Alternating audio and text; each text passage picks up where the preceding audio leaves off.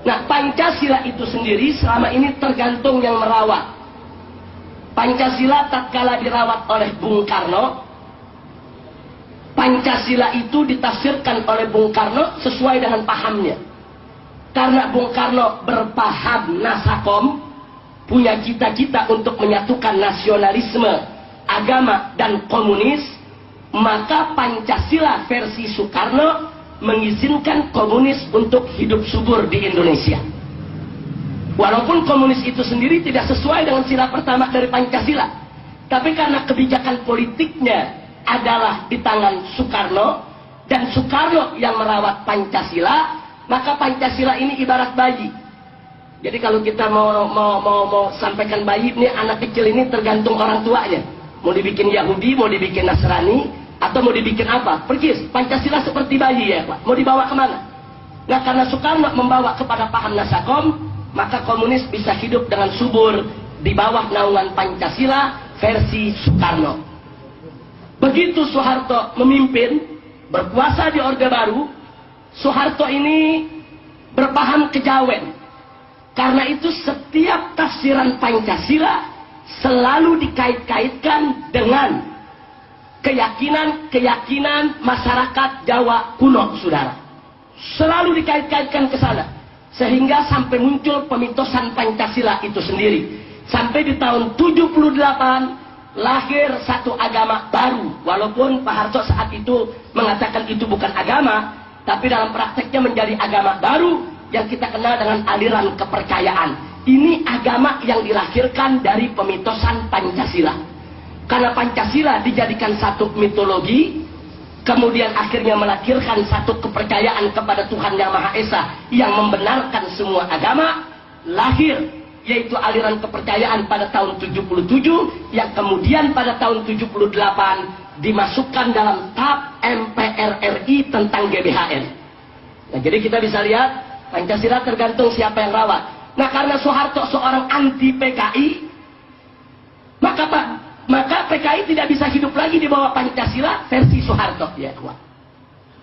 Nah, kemudian begitu Soeharto tumbang, masuk ke era reformasi. Nah, sekarang begitu kita masuk ke era reformasi, Pak Habibie yang berkuasa. Nah, karena Pak Habibie ini walaupun merupakan sisa-sisa daripada Orde Baru, tapi masih punya visi keislaman. Sehingga di bawah Habibie lahir undang-undang yang membolehkan daerah istimewa Aceh untuk menjalankan syariat Islam yang tidak pernah terjadi sepanjang Orde Lama dan Orde Baru, ya kawan.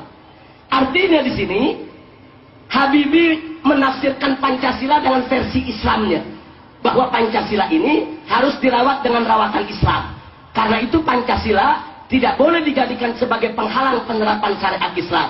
Akhirnya syariat Islam gol di Aceh, ya kawan. Itu zaman Habibie, golnya undang-undang tersebut. Nah, kemudian begitu Habibie tumbang, naik Gus Dur. Karena Gus Dur ini seorang liberal sejati, pemikirannya bebas, akibatnya Gus Dur pun merawat Pancasila dengan pahamnya yang mengusung kebebasan. Karena itu jangan kaget, tatkala Gus Dur mengusulkan supaya TAP MPRS nomor 25 tahun 66 dicabut. Itu TAP MPRS tentang pelarangan PKI, pembubaran PKI, dan pelarangan dari paham komunisme.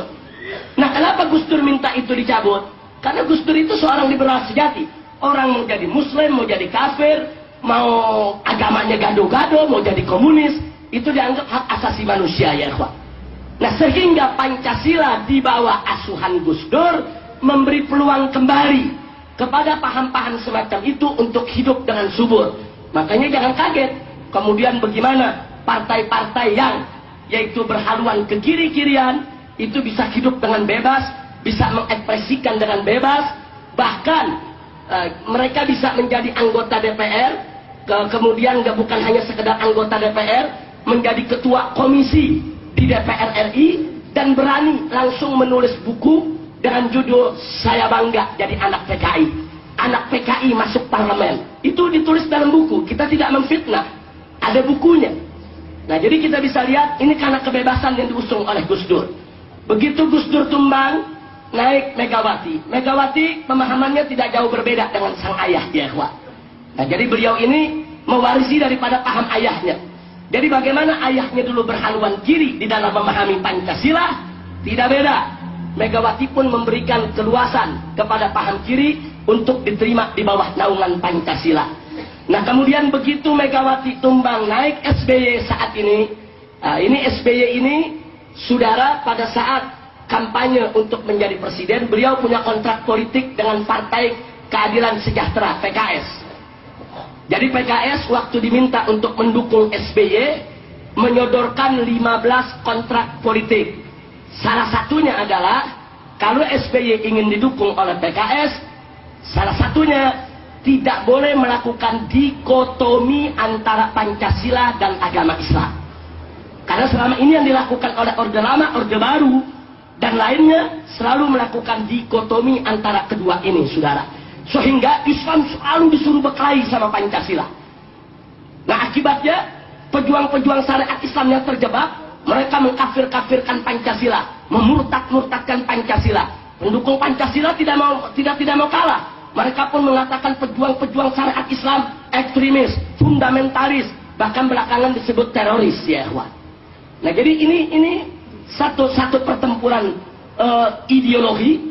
Sementara Islam itu sendiri bukan ideologi, tapi merupakan akidah, syariat dan akhlak. Nah, jadi kita lihat di sini, yang ingin saya tekankan di sini sekali lagi dari pengalaman-pengalaman yang sudah saya sampaikan tadi, jangan kita terjebak untuk dihadap-hadapkan dengan Pancasila.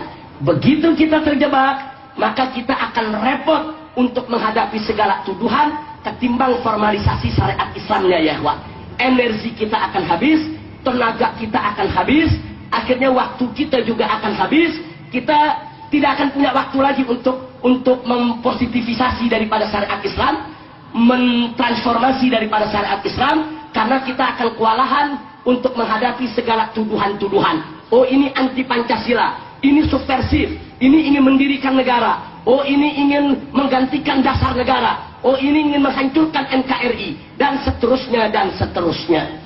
Dan ini sedang dimainkan oleh mereka. Contoh, saya kasih contoh. Pada saat saya dan kawan-kawan dari MUI, dari FUI, kemudian begitu juga dari aktivis-aktivis NU dan Muhammadiyah yang punya peduli terhadap pornografi dan porno aksi, menggelar aksi 1 juta umat di Jakarta. Kita turun aksi 1 juta umat di Jakarta. Tujuannya apa? Hanya untuk mendukung keluarnya, disahkannya RUU anti pornografi dan porno aksi. Besoknya Gus Dur dan kawan-kawan juga menggelar aksi. Walaupun yang hadir bisa terhitung tidak banyak, ya ikhwan. Tapi yang menarik, aksi itu diberikan nama Aksi Bhinneka Tunggal Ika, aksi menyelamatkan Pancasila, aksi menyelamatkan UUD 1945. Artinya apa? Gus Dur dan kawan-kawan mencoba untuk mencari momentum agar para pejuang syariat dihadap-hadapkan kembali dengan Pancasila, ya ikhwan. Karena kalau itu berhasil, berarti pejuang syariat ini anti Pancasila, musuh Pancasila, mau mendirikan negara, mau membubarkan NKRI, mau merusak Bhinneka Tunggal Ika, dan seterusnya dan seterusnya. Tapi alhamdulillah upaya tersebut tidak berhasil. Nah, cuman kita mesti waspada.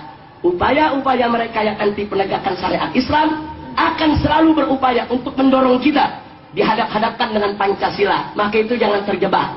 Sekali lagi, jangan terjebak oleh apa yang mereka sedang upayakan. Maka itu di sini saya tuliskan Pancasila. Tidak ada satupun sila dari Pancasila yang melarang penerapan syariat Islam. Tidak ada. Bahkan jika sila-sila dalam Pancasila dipahami secara benar, justru menjadi pintu gerbang untuk penerapannya. Artinya, kalau mereka orang-orang sekuler mencoba menjadikan Pancasila sebagai tameng, sebagai kendaraan untuk memberangus daripada gerakan-gerakan Islam, maka pejuang-pejuang syariat Islam harus pandai menggunakan siasat. Jangan biarkan mereka yang menafsirkan Pancasila. Jangan biarkan mereka yang menerjemahkan Pancasila. Jangan biarkan mereka yang merawat Pancasila.